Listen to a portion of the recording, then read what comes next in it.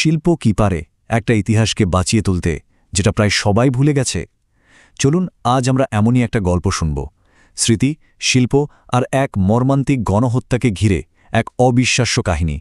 আর এই গল্পের শুরুটা কিন্তু কোনো ইতিহাসের বই থেকে নয়। এর শুরুটা হচ্ছে ওয়ের দ্য বার্ডস নেভার সিং নামের একটা আর্ট এক্সিবিশন থেকে।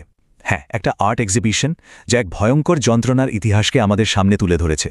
এই প্রদর্শনীর শিল্পী সৌম্যশঙ্কর বসু একটা অসাধারণ কাজ করেছেন। উনি এমন একটা পদ্ধতি ব্যবহার করেছেন যেটা দিয়ে টুকরো টুকরো হয়ে যাওয়া একটা ইতিহাসকে জোড়া লাগানোর চেষ্টা করা হচ্ছে। মানে এমন একটা ইতিহাস যা আমাদের সবার স্মৃতি থেকে প্রায় হারিয়েই যেতে বসেছে।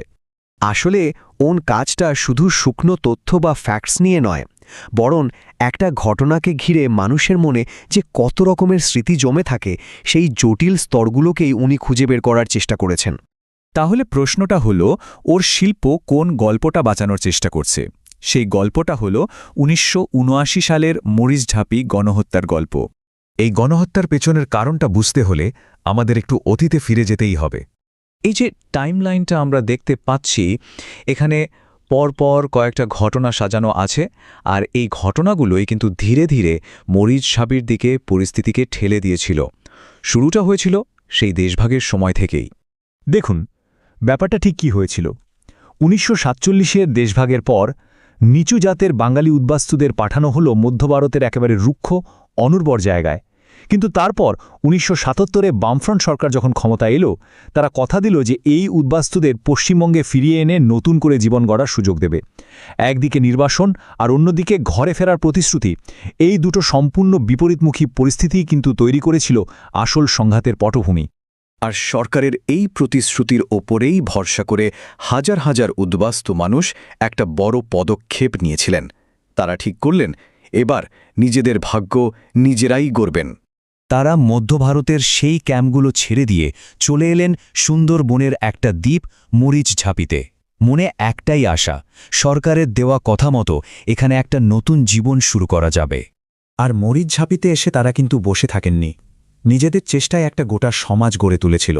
নতুন ঘরবাড়ি, স্বনির্ভর একটা কমিউনিটি, মাছের ব্যবসা, মানে নিজেদের ভবিষ্যৎটা তারা নিজেরাই নিয়ন্ত্রণ করতে শুরু করেছিল।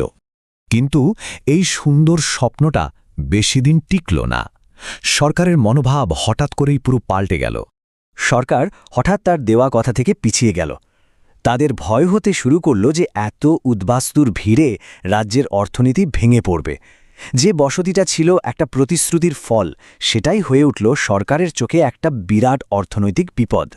এরপর যা ঘটেছিল তা শোনা যায় বেঁচে ফেরা মানুষদের মুখ থেকে।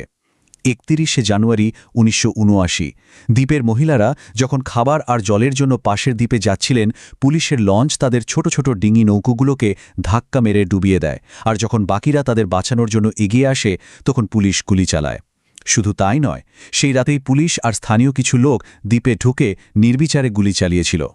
কিন্তু ঠিক কতজন মারা গিয়েছিলেন সেদিন পুলিশের গুলিতে, অনাহারে, অসুখে? আসল সংখ্যাটা কত? হাজার হাজার? সত্যিটা হলো কেউ জানে না। আর এখানেই আসল ট্র্যাজেডি। যেহেতু কোনো সরকারি কাগজপত্র বা রেকর্ড রাখা হয়নি, তাই যারা বেঁচে ফিরেছিলেন তাদের ওপর এর কী প্রভাব পড়েছিল বা কত হাজার মানুষ মারা গিয়েছিলেন তার সঠিক হিসেব করাটা প্রায় অসম্ভব। ইতিহাস থেকে যেন মুছেই দেওয়া হয়েছে। আর ঠিক এই কারণেই সৌম্যশঙ্কর বসুর মতো শিল্পী বা অন্য গবেষকদের কাজটা এত বেশি জরুরি হয়ে ওঠে। আজকে এই ইতিহাসকে বাঁচিয়ে রাখার লড়াইটা চলছে আর্ট গ্যালারিতে, বইয়ের পাতায়, ছবির মধ্যে দিয়ে, লেখার মধ্যে দিয়ে। এই লড়াইয়ে কয়েকজন মানুষ খুব গুরুত্বপূর্ণ ভূমিকা পালন করছেন। শিল্পী সৌম্যশঙ্কর বসু তার ছবির মাধ্যমে স্মৃতিকে ফিরিয়ে আনছেন। লেখক জগদীশচন্দ্র মণ্ডল তার বই মরিচঝাঁপি নৈশব্দের অন্তরালে এই ঘটনা নথিভুক্ত করেছেন। কলকাতার এক্সপেরিমেন্টার গ্যালারি এই গল্প বলার জন্য একটা প্ল্যাটফর্ম দিয়েছে, আর ম্যাগনাম ফাউন্ডেশনের মতো সংস্থা এই পুরো প্রজেক্টটাকে সাপোর্ট করেছে। তাদের এই সম্মিলিত কাজটাই দাঁড়িয়ে আছে সেই সম্মিলিত স্মৃতি থেকে ধীরে ধীরে মুছে ফেলার চেষ্টার বিরুদ্ধে। এটা শুধু শিল্প নয়, এটা একটা প্রতিরোধ। এটা আমাদের একটা খুব জরুরি প্রশ্নের সামনে এনে দাঁড় করায়। যখন কোনো ঘটনার সরকারি রেকর্ড থাকে না, তখন এরকম আরও কত শত গল্প কি হারিয়ে যায় না?